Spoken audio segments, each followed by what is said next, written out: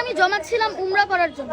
জি, কারণ ওই উমরা আল্লাহ যদি আমাকে তৌফিক দান করেন তাহলে আমি ইনশাল্লাহ আবার যেতে পারবো। কিন্তু ওই মানুষগুলার যদি একবার মৃত্যু হয়ে যায়, কে কে যাবে জান্নাতে, কে যাবে জাহান্নামে, কে হচ্ছে যে কবরে আযাব পাবে, কে শান্তি পাবে, তা তো কেউ বলতে পারে না। আর একটা মানুষের প্রাণ অনেক ভ্যালুয়েবল জিনিস, তার জীবনটা চলে গেলে হয়তো তার পরিবারটাও শেষ হয়ে যেতে পারে। তাই আমি আমার এই টাকাটা তাদের জন্য দিচ্ছি।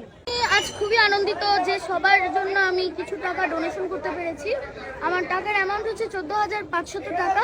এই অল্প টাকা, এটাই যত টাকাই হোক না কেন, অন্তত আমি এই টাকাটা দিতে পেরেছি যে, এবং তারা যাতে, এবং যারা দুর্গত রয়েছেন তারা অন্তত যে এই টাকা দিয়ে অন্তত কিছু জিনিস তো কিনতে পারবেন, কিংবা ওই টাকাটা দিয়ে অন্তত কিছু হেল্প তো তারা পাবেন। সেই জন্য আমি খুবই আনন্দিত।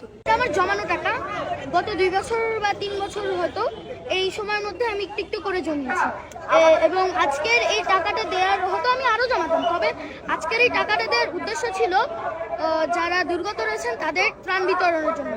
এর 50% সব আমি আশা করি আমার পিতামাতা যেন থাকে, কারণ আমার পিতামাতাই আমাকে এখানে ত্রাণ বিতরণের জন্য খুবই উৎসাহিত করেছেন।